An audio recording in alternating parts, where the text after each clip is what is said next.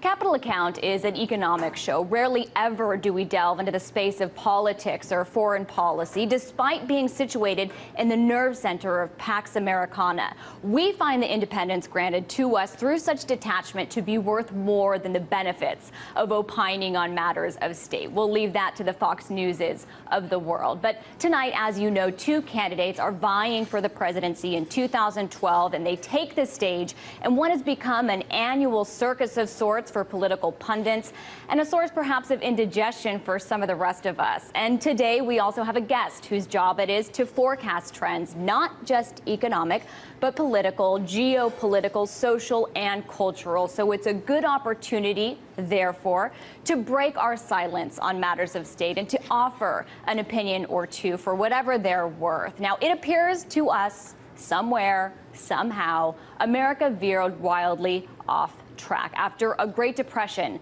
that lasted on and off for more than a decade, Americans were plunged into a world war that saw roughly 60 million dead from a global population of just over 2 billion people. These numbers, though clearly estimates, are nonetheless staggering by any contemporary measure. The economic devastation, of course, was immeasurable. And so Americans returned from the war to the only industrialized nation left unscathed, left standing unscathed, their own, the United States. It was the beginning of a multi-decade boom for a country of hardened men and women, and after 15 years of peace, they elected the first president from their own generation, John F. Kennedy. I'd like to play you a part of a speech that he gave at American University right here in Washington, D.C., only months before his assassination in Dallas. It's a famous speech, one where JFK announced plans for the development of the nuclear test ban treaty and his decision to unilaterally suspend all atmospheric testing of nuclear weapons. It was a bold step towards peace and one that was not unilaterally popular, certainly not amongst those who derive purpose as well as profit from war. Let's take a listen. I am talking about genuine peace, the kind of peace that makes life on earth worth living, the kind that enables men and nations to grow and to hope and build a better life for their children. Not merely peace for Americans, but peace for all men and women.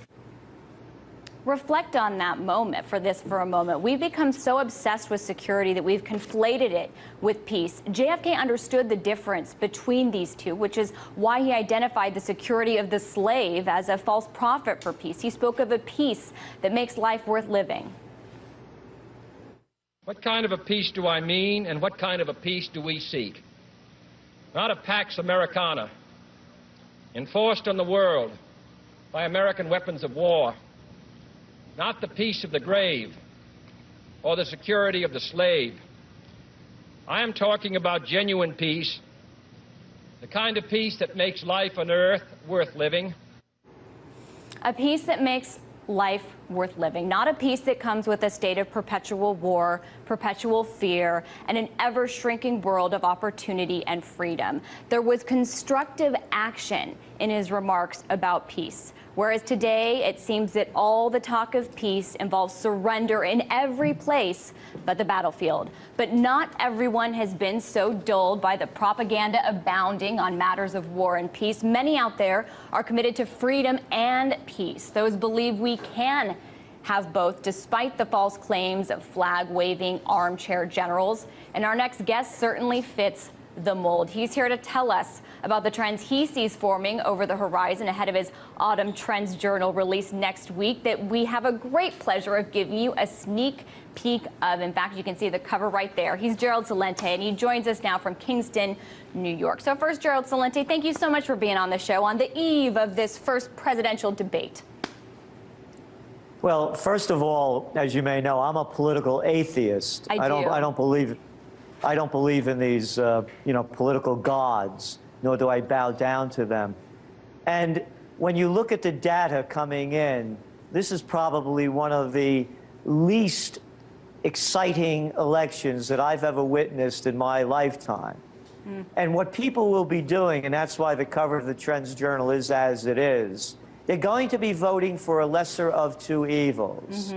When you look at all of what they're talking about, they're not really talking about policy. Then whether it's economic policy or foreign policy, it's just an attack game. And so what the people are going to end up with, regardless of who they vote for, is more of the same.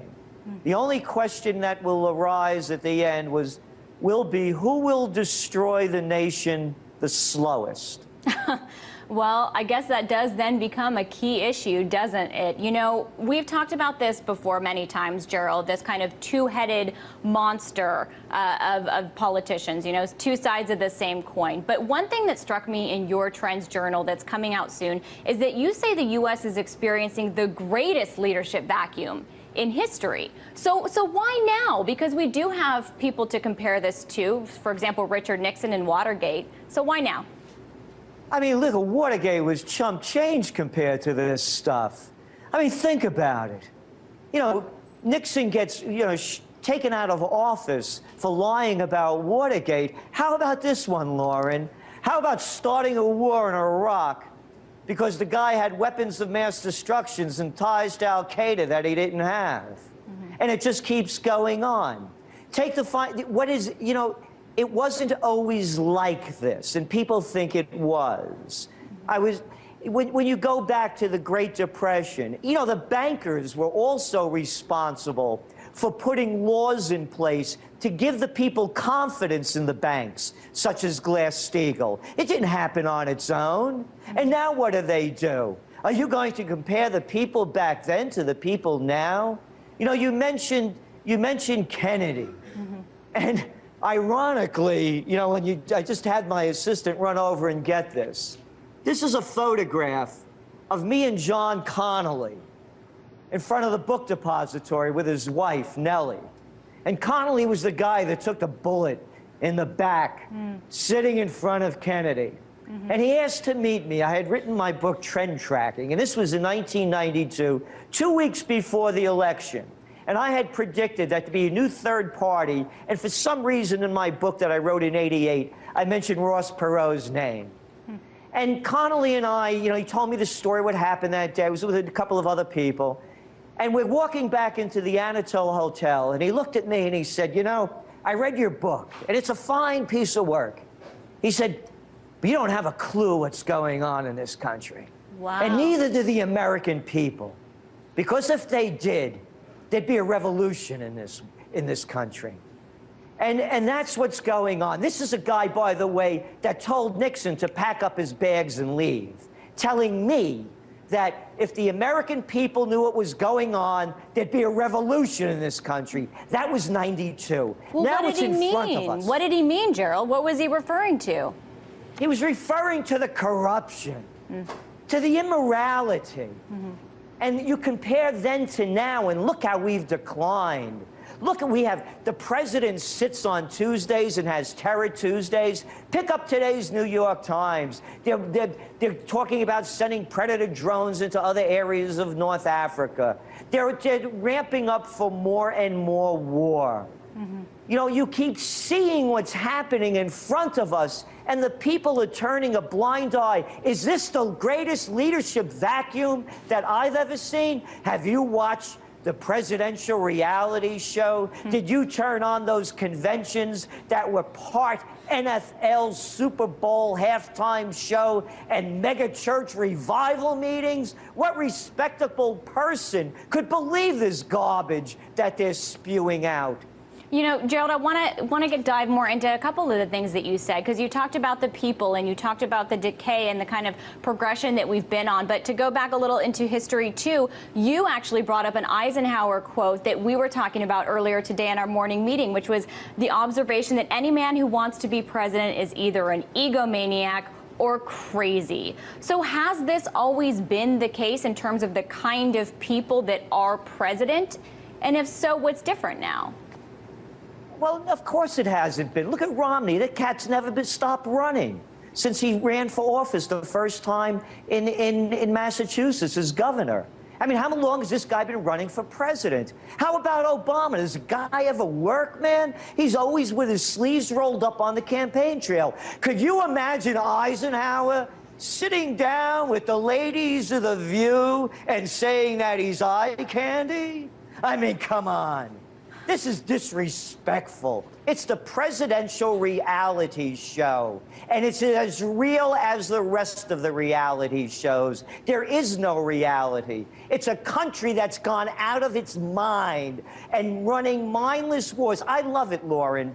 The military's changing its strategy now, moving more toward North Africa and other sections of the Middle East. Oh, yeah, after you did such a great job in Afghanistan and Iraq, move on. More failures. It's failing at every level. And by the way, this is very important. Think about it. The economy is going down, and for so many people, they're losing their homes. $1 trillion in debt for college students that can't get jobs. 30% of the jobs created in August for low-paying service sector jobs working at fast food and quick food restaurants. And where's the economy? Where are they really talking about the economy? It's not the economy, stupid, as they once said. It's war. And that's all they're talking about. That's an interesting point. In terms of the economy, what we've heard this conversation turn into is taxes. The candidates focused on their tax policies, but no amount of taxing is going to get the country out of its fiscal problems in terms of the debt that it faces. I'm curious what you think we'll see in the next 4 years in terms of the consequences of what you essentially called a papering over of what should have been a collapse after the panic of '08 with Fed policy and with stimulus and bailouts. Well, you're seeing it already with Bernanke's record low interest rates and saying that they're not going to go up. So what they're doing is they're flooding the economy with more cheap money and devaluing the dollar. You know that I've been talking about gold for how long now? And what's gold at? You know, it's at 1777 as we speak. And here's our forecast, by the way. If gold closes out this week at over $1,780 an ounce, we're forecasting the next gold bull run. Because it's not only the United States, it's stimulus coming out of China at record levels. And Gerald, we're going to talk more about this after the break. I do have to hit a quick one right now, but we'll have more with Gerald Celente, Trends Research Institute, so don't go anyway. And still ahead, we will hear more from Gerald Celente on his predictions for the next great war, but first, your closing market numbers.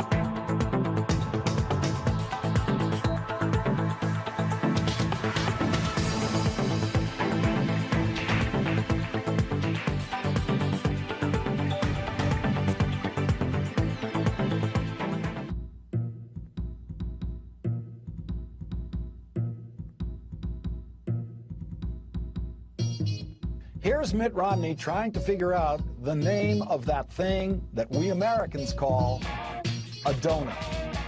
I'm sorry. I'm just a guy who cares an awful lot about my country. You, sir, are a fool. You know what? Cut his mic. Are there terrorist cells in your The far left does not want the USA to defeat terrorism. You cannot be a liberal and a Christian. Republicans lie. It's really so stupid. You know, the corporate media distracts us from what you and I should care about because they're a profit-driven industry that sells us sensationalistic garbage and calls it breaking news. I'm Abby Martin, and we're gonna break the set.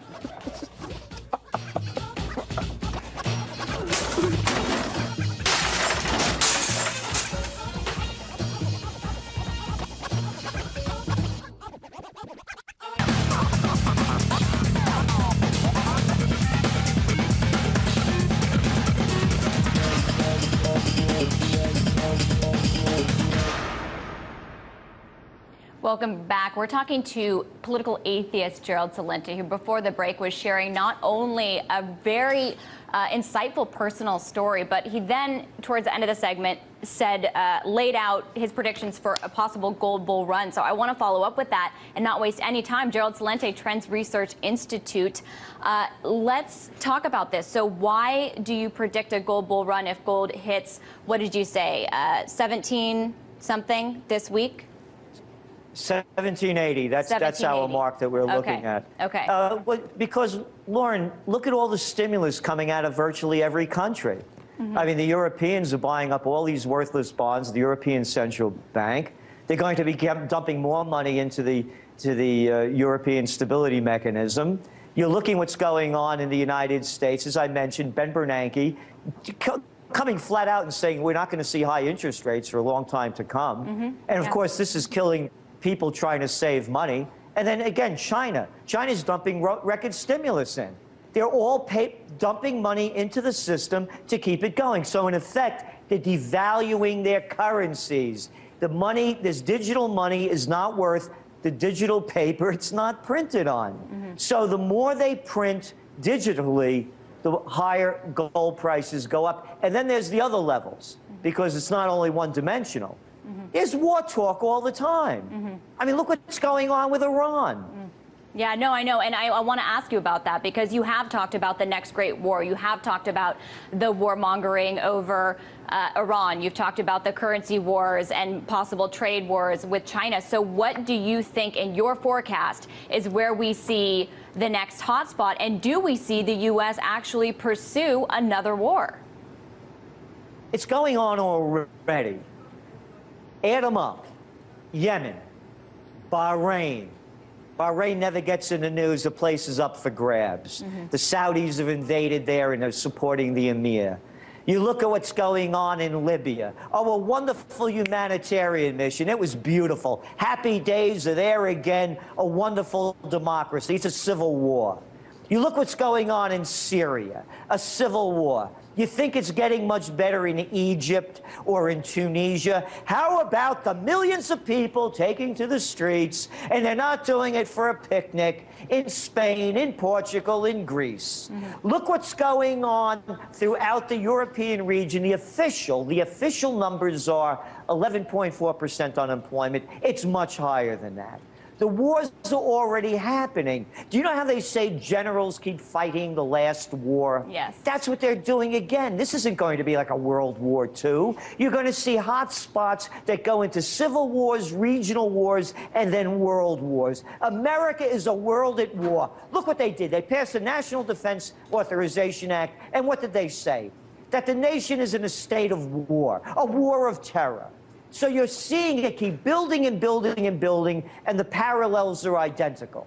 The crash of '29, the Great Depression, currency wars, trade wars, World War. The panic of '08, the Great Recession/Depression. It's a depression for a lot of people. The currency wars. You heard Montega, the Brazilian finance minister, last week saying a currency war has begun. The United States and other countries are cutting the value of their currency so their exporters can export more stuff. And you're hearing on the campaign trail from Romney and from Obama about getting tough on China. And you're going to hear more of that around the world. And then what follows? The Great War. The first Great War of the 21st century is already underway. People are going to wait for the Archduke Ferdinand moment when they said, aha, now it's begun. Like it just began like that. Gerald, how do you forecast that will come to a head and that we won't just see more of the same? Because we've had a few years now of protests on the streets in European countries facing austerity. We've heard the currency war talk before, and we've seen currency wars. This is the Brazilian finance minister saying this after famously saying it a few years ago. So what makes you think that this will come to a bigger crescendo? Because of the new policy.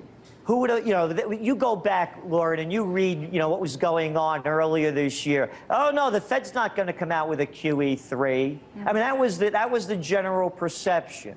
Yeah, and the Europeans, they weren't going to buy up all these worthless bonds. So now everyone's up the ante. And you talk about the protests? Look what they just passed in Greece and in Spain and in Portugal in the last few weeks. More austerity measures. Austerity measures. That means we're going to cut your pensions, cut your benefits, and we're going to tax you more, and our income is going to decline. Conditions will get worse. You'll lose more.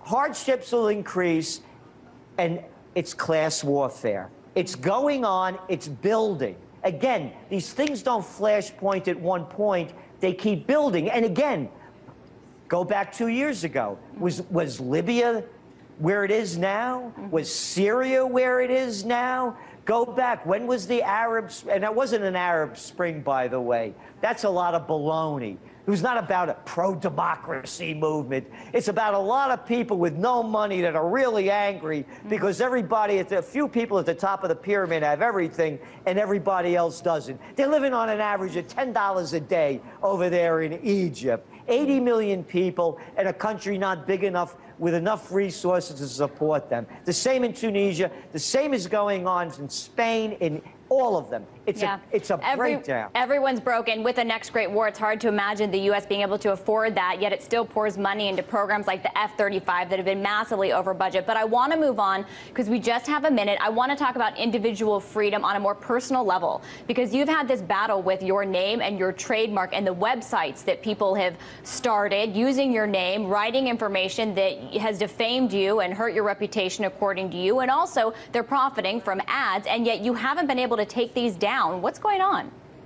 We've contacted Google. Our attorneys have sent letters to Google saying it's a trademark infringement. People have taken out Gerald Celente blog spots, Gerald Celente channels. I asked Google this: can I have a Larry Page blog spot and put defamatory information up there and put anti-Semitic information or a Sergey Brin blog spot? So, in other words, it depends who you are. If your name is Oprah or Obama or Page or Brin, they're going to take down the blog spots. But they're allowing people to use my name, a trademark name, and millions of fans, and profit off it. And Google, I sent you the letter. Yeah, I saw the letter. The moronic letter. It's like a kid wrote that letter from their blogger team. It's like writing the Soviet Union, because that's what Google is. It's like they told you, your best luck is to try and find an email address on these blogs and contact them directly because there's nothing we can do. So an example of what we've talked about before of a two-tier justice system. We're going to have to leave it there today. I really appreciate you being on the show. That's Gerald Celente of the Trends Research Institute.